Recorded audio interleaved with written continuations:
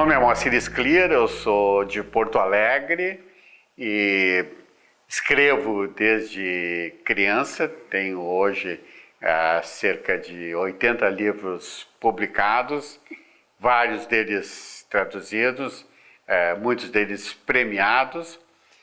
Sou colaborador de vários jornais e revistas aqui no país, no exterior. Viajo muito para palestras e outras atividades literárias e sou membro da Academia Brasileira de Letras.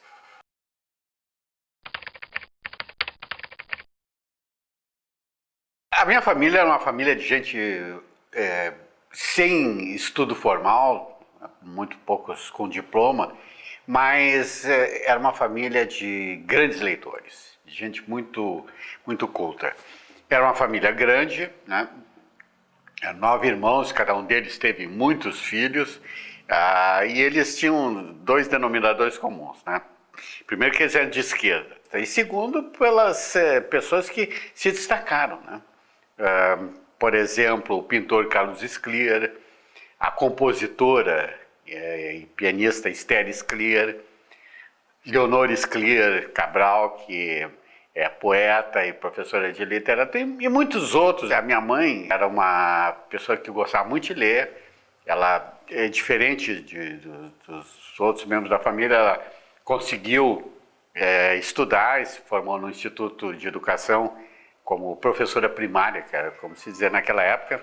Aliás, ela lecionou no colégio que eu estudei, a Escola de Educação e Cultura, que era a precursora do Colégio Israelita Brasileiro, né?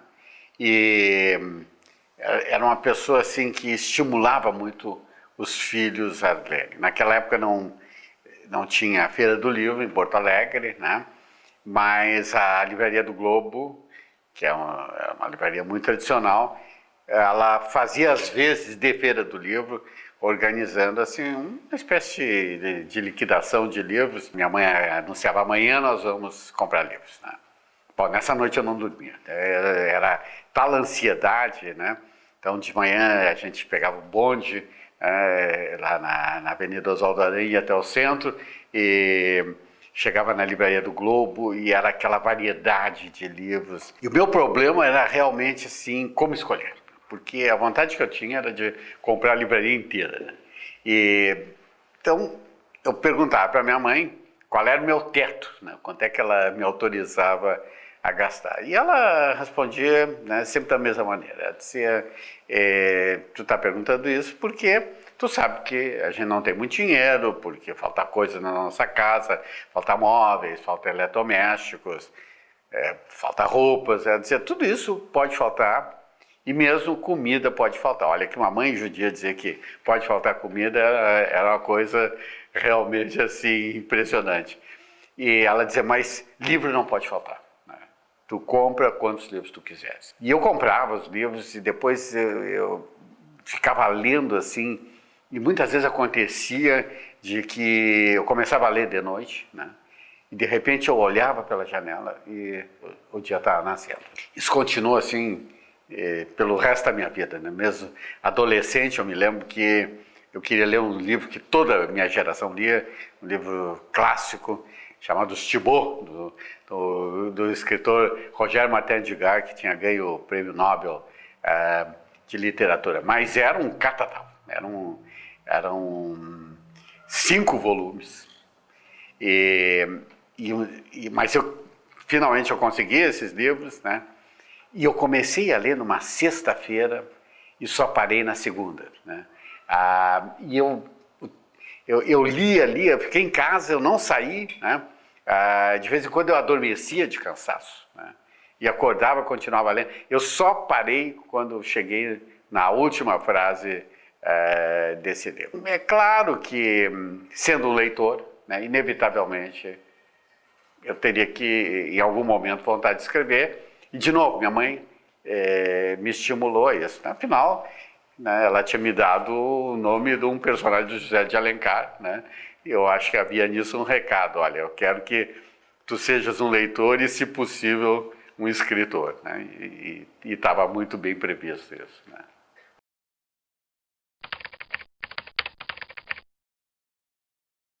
E aí eu lia o que os meninos da minha geração liam, né? O nosso grande escritor, e até hoje eu considero um grande escritor, e acho que realmente assim, é um dos expoentes literários do Brasil, não só em termos de literatura infantil, mas principalmente em termos de literatura infantil, que era Monteiro Lobato. Depois os livros do Érico, né, pouca gente lembra, mas o Érico tinha também, ele diversificava a atividade literária dele, ele escrevia muitos livros para crianças e adolescentes, né? E livros de aventuras, né? Inclusive tinha uma coleção chamada Terra Mar e Ar, né? Então tinha os livros do Tarzan, que eu li todos, né? E livros de aventuras, A Ilha do Tesouro, do Robert Louis Stevenson, por exemplo, é um livro que eu lembro muito, né? E todos esses livros, né, eles me ensinaram várias coisas de maneira diferente, né? Me ensinaram, primeiro, a mobilizar a imaginação, me ensinaram o valor de contar uma história, né? Que eu acho que isso é uma coisa importante. A espinha dorsal da literatura é uma história bem narrada. O cuidado com a palavra, né? E a emoção, né, que é escrever e que se transmite ao leitor quando o escritor é bem-sucedido.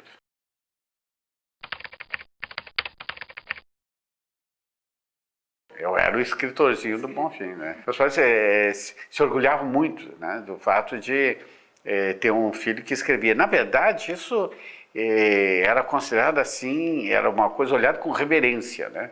Por causa disso, por causa desse respeito profundo que eles tinham pela palavra escrita. A ideia que eles tinham, assim, se está escrito é verdade. Eles não pensavam certamente assim no filho como um escritor profissional. Na verdade, eles não acreditavam nesse tipo de carreira, com toda razão, né? Porque levou muito tempo para que no Brasil pessoas pudessem viver de escrever.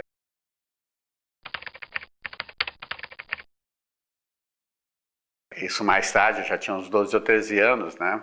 E eu ia fazer aniversário e meu pai me disse: eu vou te dar de presente uma coisa que tu está esperando há muito tempo, né? E o que eu estava esperando há muito tempo era uma bicicleta, né? Eu não tinha bicicleta, mas eu tinha uma inveja dos meus amigos que já tinham bicicleta. E quando meu pai disse que era uma coisa que eu estava esperando, eu achei que de alguma maneira tinha descolado uma grana, né? Porque as coisas lá em casa eram muito difíceis, mas que finalmente eu ia ganhar a bicicleta. Aí chega o dia do aniversário e ele me traz o presente, né? Que não era uma bicicleta, era uma máquina de escrever. Uma máquina de escrever usada até hoje, eu me lembro dessa máquina, marca Royal, né? Uma máquina americana, né? Não tinha assentos, né? Faltava teclas e tal, mas era a máquina que ele tinha podido comprar e ele me deu assim, né, com muito orgulho, né? E eu olhei para aquela máquina de escrever e pensei: meu pai não me entende, né? Pais são assim, a gente quer uma bicicleta, eles trazem uma máquina de escrever, né? E foi muito engraçado, né? A frustração que eu tive diante de uma coisa que na verdade deveria ter sido um sonho meu, mas não era, não naquele momento. Só foi se tornando um sonho com a passagem do tempo, né? Porque aí eu comecei a escrever a máquina. Antes escrevia à mão, né? Durante muito tempo, na verdade, eu escrevia à mão.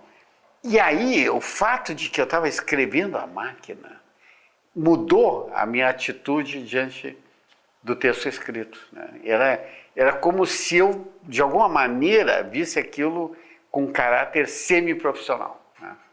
Então, meu pai nunca me disse por que ele me deu uma máquina de escrever, mas ficou muito claro, né, que ele estava pensando nisso, né, exatamente no fato de que eu ia escrever, que eu podia me tornar um escritor. Se ele pudesse traduzir em palavras, né, coisa que ele não podia, porque embora fosse um grande contador de histórias, né, ele não era um homem refinado, né, um homem com limitações de vocabulário. Mas ele diria alguma coisa assim do tipo: olha, tu quer uma bicicleta, a bicicleta é uma coisa muito boa, tu vai andar pela cidade, tu vai conhecer bairros e tal, mas com a máquina de escrever tu vai trilhar os caminhos da tua imaginação, né? Isso para ti é mais importante. Mas isso ele nunca me disse, né? O grande problema entre pais e filhos é aquilo que os pais deixam de dizer para os filhos e os filhos deixam de dizer para os pais, né? E aí um fica sem conhecer o que o outro pensa, né?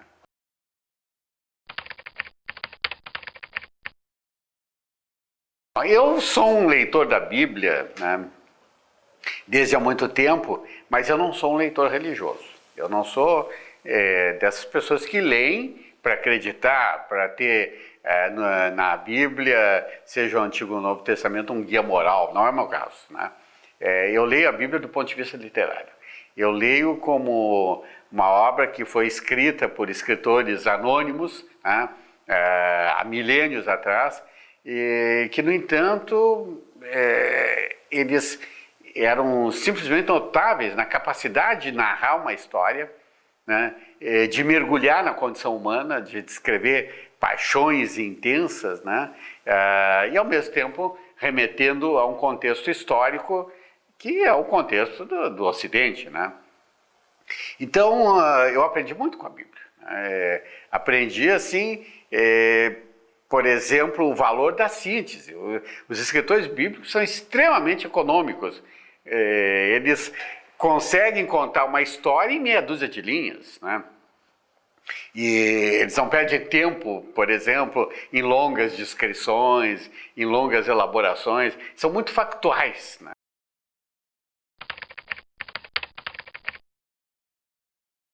Fui para medicina porque eu queria ser médico. Mas eu queria ser médico, né, por razões que não tinham nada a ver com literatura. Né? Nada.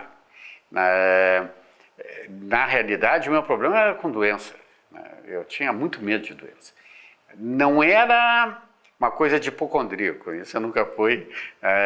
Eu não tinha medo de ficar doente, até gostava de ficar doente, que aí não precisava ir no colégio. Né? Ficava em casa, aí meus pais ficavam ao meu redor e tal, né? Mas quando eles ficavam doentes, eu vivia, né, os problemas de saúde deles como uma ameaça. Né? E eu fiz 2 tipos de medicina. Primeiro, eu comecei atendendo pacientes, né, como a maioria dos médicos faz, né? E eu fiz residência em medicina interna, né? E depois eu fui para a saúde pública, né? E aí é uma outra vivência, né, que não tem nada a ver com pessoas, tem a ver com populações, né, tem a ver com a realidade social. E isso foi, para mim, uma coisa importante, porque foi a descoberta do Brasil. Eu descobri o Brasil graças à saúde pública.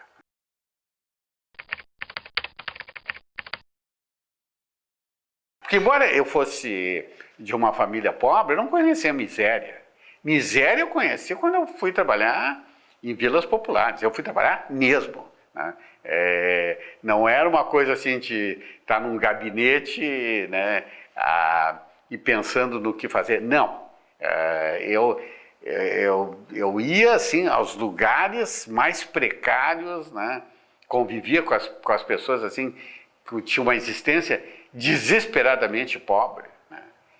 E aquilo foi importante para mim.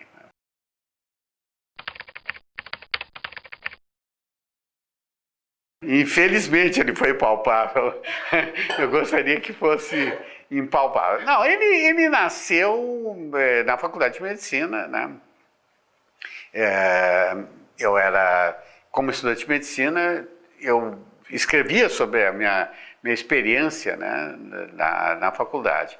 E a faculdade, o centro acadêmico, tinha um jornalzinho chamado Bisturi, e ali os estudantes publicavam os seus textos e eu publicava os meus contos, né? Alguns colegas sugeriam que eu juntasse essas histórias e fizesse um livro. Então, eu juntei as histórias, né? E aí eu tinha um amigo que durante algum tempo, mas só durante algum tempo, ele foi editor, né? E ele, junto com ele, eu fiz o livro, né? E o livro, ele não tinha muita esperança, ele fez uma tiragem baixíssima, né, porque ele achou que não ia vender nada. Né? Mas ele estava enganado, porque o livro até vendeu muito bem, porque meus pais obrigaram os vizinhos a a comprar o livro. Minha mãe, então, não atacava as pessoas na rua e disse, já leu o livro do meu filho e tal, né? Depois, né, eu tive uma experiência que veio a se repetir, e que é a experiência de reler o texto, né, impresso. E aí é uma diferença muito grande. Quer dizer, o texto manuscrito ou o texto datilografado ou na tela do computador é uma coisa. E ele, em livro, ele é outra. Aí há um distanciamento, né, e esse distanciamento que permite uma análise mais objetiva, nesse caso foi absolutamente catastrófico. Né? Quando eu terminei, eu estava tão deprimido, né, que eu resolvi não escrever mais. Né? Eu disse, isso aí foi um equívoco da infância e da adolescência, e agora terminou, porque eu estava me formando em medicina, né? Agora eu sou médico, acabou, passou a era de escrever bobagem. Né?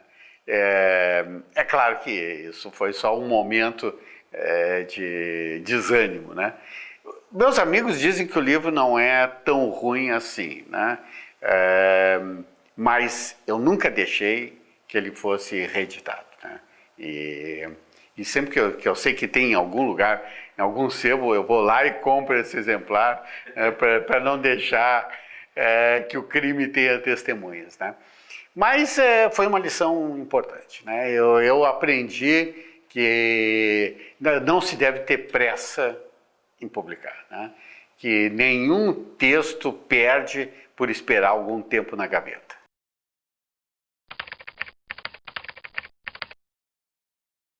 O Carnaval dos Animais primeiro, eu tinha mudado como pessoa e o país tinha mudado. Né? Porque eu me formei em 1962, que foi o ano que apareceu esse livro, né? Minha História de um Médico em Formação. E em 64 houve o golpe, né? E o golpe para minha geração foi um fenômeno avassalador. Hoje é muito difícil para os jovens entenderem o que é viver sob uma ditadura.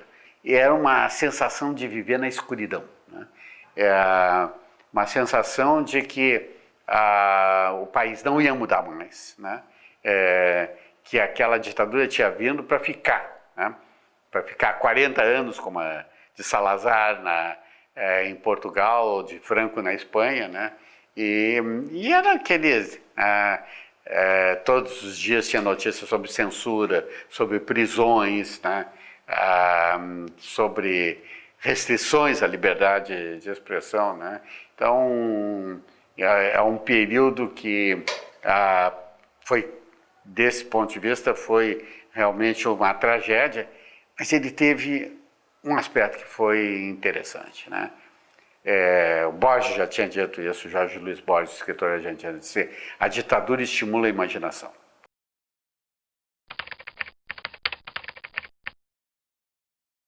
O Exército de um Homem Só, né, ele reflete essa minha vivência esquerdista, né, em grande parte marcada pelo marxismo e leninismo, né, porque eu era um grande leitor de Marx, Lenin, Stalin, toda a minha geração foi, né?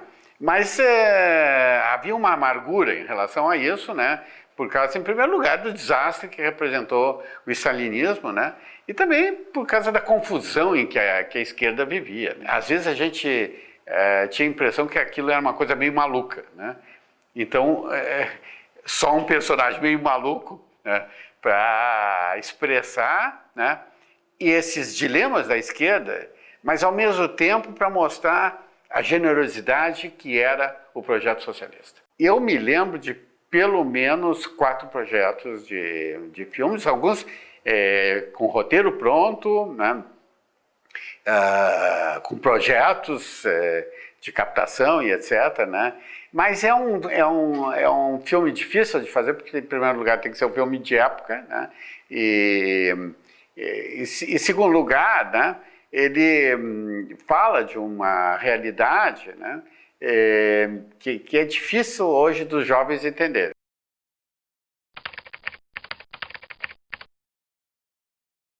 Capitão Birobidzhan, né? tem que saber que Birobidzhan, né, era uma região na Rússia, né, onde a Revolução Russa de 1917 queria estabelecer uma república judaica, uma república socialista judaica. Esse projeto nunca deu certo, né, mas Birobidzhan ficou sendo assim o símbolo, né, de que dessa conjunção entre judaísmo e socialismo, né? O que tinha razão de ser, porque vários dos líderes da Revolução Russa eram judeus, né? E eles eram judeus exatamente porque eles tinham vivido aquela realidade que meus pais viveram, né? E viam no socialismo, né, a maneira de se libertar, né, de viver uma vida melhor, né?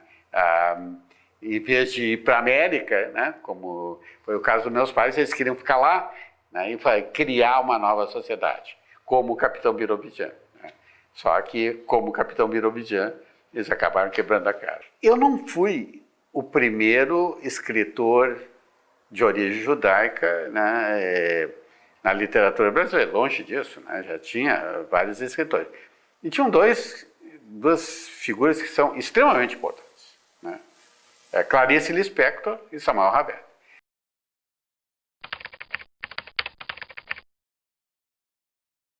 Há uma diferença, assim, entre as experiências que a minha geração teve, né, além dessa experiência esquerdista, né, uma outra coisa que foi muito importante foi a experiência psicanalítica, né? Quer dizer, a minha geração foi uma geração do divã, né?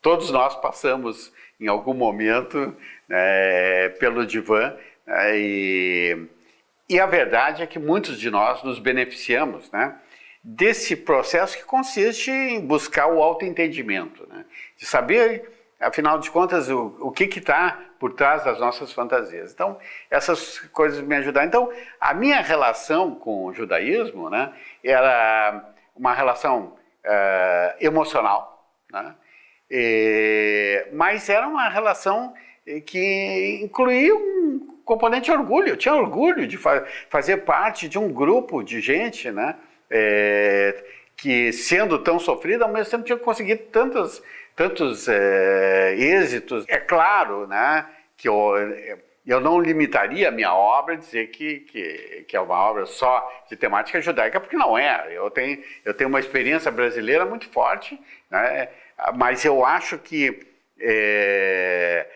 a cultura brasileira é uma cultura de sincretismos, de misturas, né, e de vários componentes, né. E eu acho que o componente judaico na cultura brasileira é um componente interessante. Eu não digo que ele seja muito grande, não é, porque são comunidades relativamente pequenas, mas que acompanham a história do Brasil desde o seu descobrimento. Não digo que ele é um livro que fala exatamente dessa coisa da condição híbrida, né, do filho do imigrante, né? Porque o centauro é metade uma coisa, metade outra, né? E o filho do imigrante é metade uma coisa e metade outra. Ele é metade brasileiro, né? E a outra metade, metades de tamanhos variáveis, né, corresponde à herança cultural dele, né? São pessoas que em casa ouvem um determinado idioma, comem um determinado tipo de comida, seguem uma determinada tradição, e que na rua, ou na escola, ou no clube, né, vão falar outro idioma, vão comer outra comida, vão seguir outros costumes, né? Então, para algumas pessoas, isso aí resulta num choque cultural, né? Tem pessoas que se sentem mal, né, com essa divisão interior, né? Para um escritor é ótimo. É uma fonte de inspiração absolutamente constante. É a história de um centaurinho, né, que é o filho de uma família judaica, né, na zona de colonização no interior do Rio Grande do Sul, né, e a mulher está grávida, de repente ela dá à luz essa figura, né, anormal que é o centauro, né, mas eles resolvem aceitar o destino, né, e criar o centaurinho dentro da tradição judaica. Isso exige uma circuncisão. Bom, eu tive um problema, né? Porque eu, claro, sabia muito bem como se faz a circuncisão em seres humanos, mas eu tinha dúvidas sobre a circuncisão em cavalos, né? E aí eu perguntei para uns veterinários, eles ficavam me olhando, né? Eles não acreditavam que eu pudesse ter aquele problema, né? E aí também observei alguns cavalos, né? Eu acho que os cavalos não gostaram muito de ser observados, mas de qualquer maneira, esses lances ao longo da elaboração do livro transformaram essa escrita num momento de prazer incrível, né? Eu sei que um livro é promissor quando eu não consigo parar de escrever, né? Quando eu sou obrigado a varar madrugadas, né? Bom, aí eu penso, se esse livro está me dando prazer, né, talvez ele dê prazer para o leitor também, né? Agora, uma coisa é certa, se o escritor não tem prazer em escrever, o leitor não terá prazer em ler, né?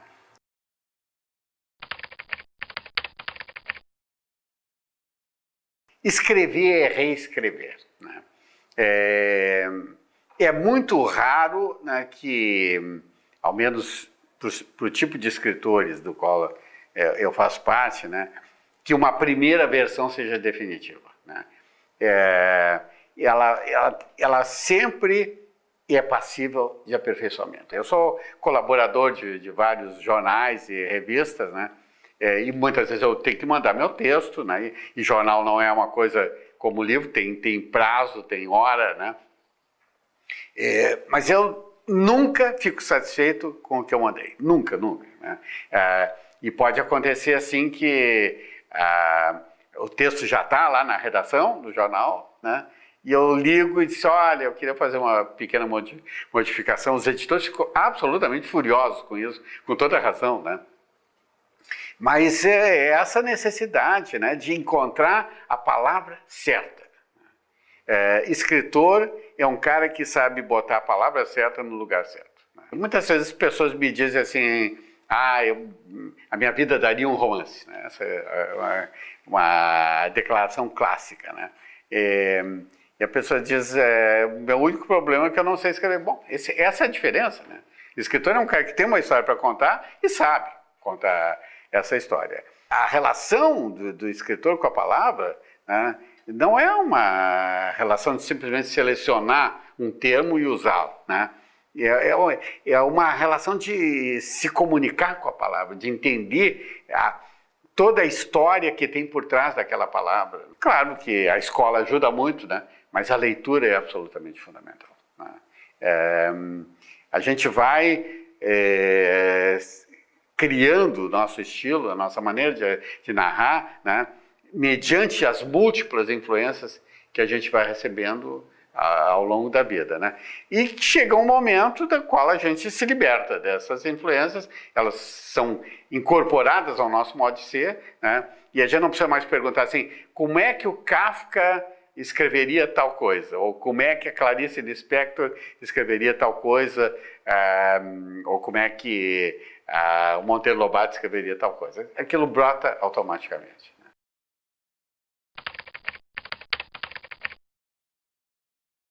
Tudo começou assim, para mim, é uma coisa da qual eu me lembro assim, como se tivesse acontecido ontem, né? Eu estou na minha casa, toco o telefone, né? E era do Globo, do jornal O Globo do Rio, uma jornalista, né?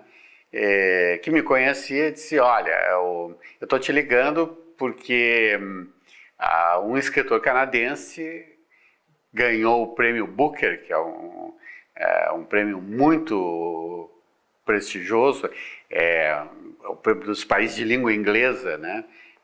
E nesses países ele está logo abaixo do Nobel, né? E esse escritor ganhou o prêmio e isso tinha sido um ou dois dias antes, e hoje, disse ela, saiu no jornal inglês The Guardian, um artigo dizendo que o livro é um plágio do livro do escritor brasileiro Moacir Scliar, né? O que tu tem a dizer sobre isso? Eu disse, nada, eu nem sei do que tu está falando, né? Eu não tinha a menor ideia, porque eu não tinha acompanhado o noticiário sobre o prêmio. Aquilo foi uma surpresa para mim, né? Me lembro que eu conversei com o Ivan, né, e a gente teve que fazer uma força para conseguir. O Ivan que conseguiu o livro dele, The Life of Pi. Bom, e aí, né, aí, a partir desse dia, né, os telefonemas se sucediam, assim, o telefone não parava de tocar, porque aquilo se transformou num escândalo mundial, e eu nem sabia do que se tratava. Aí, então, o que eu descobri? Que um escritor canadense chamado Ian Martel, né, tinha publicado um livro, né, que se chamava The Life of Pi, né, e que ele mesmo admitia, né, era baseado na história de Max e os Felinos. Qual é a história de Max e os Felinos? Max e os Felinos conta, são várias histórias, mas a história principal é a de um imigrante, né, de um jovem que foge da Alemanha nazista, né, num navio. Ele vem para o Brasil. Nesse navio que o comandante vai afundar para ganhar o seguro, né,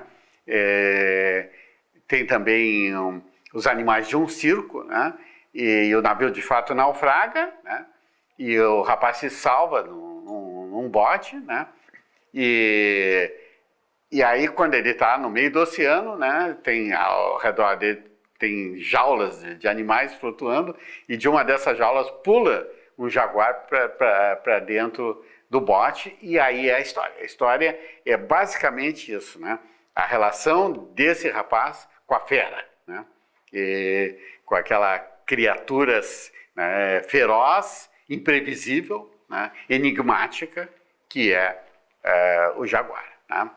Bom, no livro dele, né, o personagem sai da Índia, né, não da Alemanha, né, e ele vem para o Canadá, não para o Brasil, né, e não é um jaguar, é um tigre de bengala, né.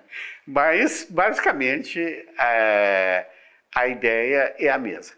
Então, isso aí é que provocou a controvérsia toda, né? Então, a controvérsia, basicamente, é o que as pessoas perguntavam, né? E perguntavam muito, né? Perguntavam tanto, né, que eu fui obrigado eu tive que ir para os Estados Unidos, né? Porque várias emissoras queriam me entrevistar, e a pergunta é assim, o que eu iria fazer diante desse fato? Basicamente é o seguinte: se eu iria processá-lo, né, alegando o plágio, né? E, na verdade, eu até fui procurado por vários escritórios de advocacia, né? Mas eu, na verdade, não me sentia inclinado a fazer isso, né? Primeiro porque isso aí representaria um trabalhão, porque tudo isso teria que ser feito na Inglaterra, né? Em segundo lugar, assim, né, porque o que me irritava não era o fato de ele ter usado a ideia, né? Muitas vezes, na história da literatura, escritores usaram ideias de outros, né? Isso não chega a ser, a rigor, um plágio, né? Plágio é quando há uma cópia, né? No caso, não era uma cópia. Mas o que me irritou, né, foi exatamente a maneira como esse escritor fez isso. Uma maneira que eu atribuo basicamente à imaturidade emocional dele, né? Porque o que ele disse foi o seguinte: que ele não tinha lido o livro. Que ele tinha lido uma resenha do livro, desfavorável, mas ele não sabia dizer quem tinha escrito a resenha, não se lembrava. Ele disse, não, uma das declarações ele disse que tinha sido o escritor americano John Updike, né? E aí o John Updike teve que dar uma declaração dizendo que não tinha feito essa resenha, que ele me conhecia, que ele, né, porque eu tenho livros traduzidos nos Estados Unidos. Isso é um detalhe importante. O acesso dele só foi possível porque esse livro tinha uma tradução em inglês chamada Max and the Cats. E aí ele disse, basicamente, ele dava a ideia seguinte, que o que ele quis fazer foi aproveitar uma boa ideia estragada por um mau escritor brasileiro, né? Quer dizer, é uma coisa ofensiva da qual ele veio a se arrepender, e no próprio prefácio do livro tem um agradecimento à minha pessoa. Marx e Felinos é um livro político, né? Na verdade, é um livro escrito durante a ditadura. E, na verdade, né, Marx, diante do Jaguar, né, é o símbolo de como a gente se sentia diante da ditadura, né? Ou seja, nós estávamos diante de uma fera, de uma realidade feroz, né, que nós não entendíamos, que não queria ser entendida, né, e que a qualquer momento podia, né, usar da violência contra a intelectualidade como, de fato, foi usada, né? Bom, isso, durante um certo período, né, a literatura latino-americana, em geral, e brasileira em particular, foi valorizada exatamente por causa desse componente de protesto contra a ditadura, né? Então, isso até gerou uma coisa que foi depois conhecida como boom latino-americano, a explosão da literatura latino-americana, né? Os livros eram muito traduzidos, muito vendidos, os autores eram muito prestigiados, mas depois, né, o continente voltou à democracia e aí deixou de ser interessante.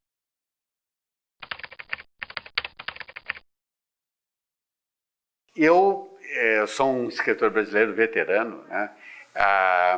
Mas eu não me lembro de uma época tão boa para a literatura como a que a gente está vivendo agora. Eu fico impressionado, né, como se publica, como se discute literatura.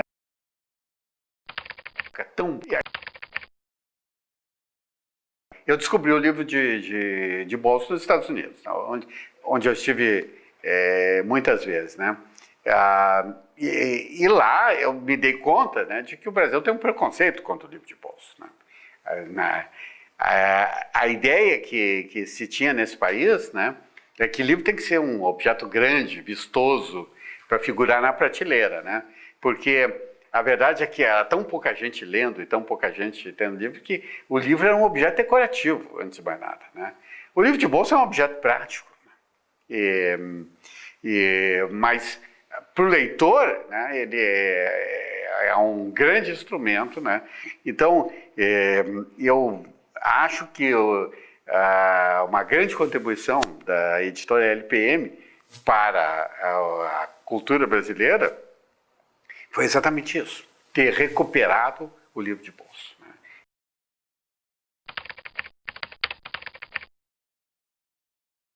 Eu me tornei membro da Academia Brasileira de Letras em circunstâncias muito curiosas, né? Eu não pedi para ser membro da Academia Brasileira de Letras, né?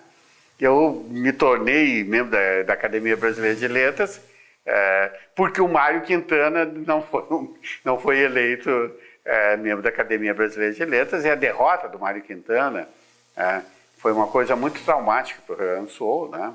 Eu não achei muito boa a ideia, eu nunca tinha pensado em academia. Não, eu tinha restrições, assim, como outros também. Eu fiquei muito irritado com a derrota do Mário Quintana, né? Mas, ao mesmo tempo, eu tinha vários colegas de geração literária na Academia Brasileira de Letras, então, vamos dizer assim, essa irritação contra a academia que muitos intelectuais têm, não era o meu caso. Mas, ao mesmo tempo, eu não queria participar, né? Uma coisa que exige uma certa campanha, né, eleitoral. Mas todo mundo, né, me dizia, não precisa fazer nada, né, a gente faz aqui, né? E, de fato, ao mesmo tempo, isso começou a ter repercussão no Rio Grande do Sul, né? Eu comecei a receber abaixo-assinados, né, de faculdades e de instituições culturais, né, pedindo para eu me candidatar. E lá pelas tantas, eu saía para a rua, né, e era assim, como é que a gente faz para votar em ti, né, e tal. Porque as pessoas pensavam que era uma eleição tipo vereador. E eu me dei conta assim, ó, que ou eu me candidatava ou eu tinha que sair daqui, né? Porque as pessoas não iam me perdoar. E, de repente, eu estava na Academia Brasileira de Letras. E aí eu conheci a academia.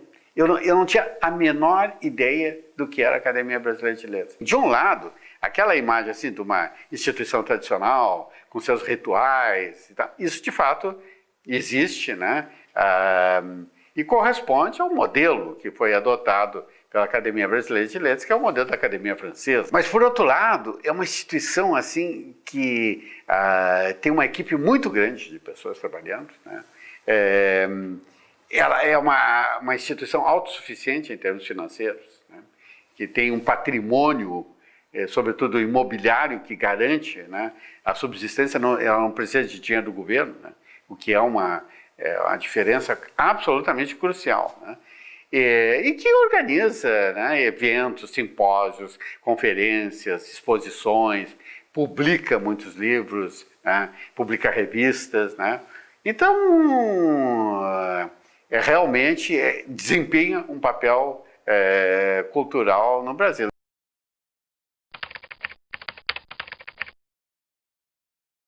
Eu queria ser campeão de basquete, né? Mas não, os adversários não concordam com isso, né? Então, tive que encerrar minha carreira de jogador de basquete de uma forma muito melancólica, né? Mas um dia eu voltarei, né? Voltaremos!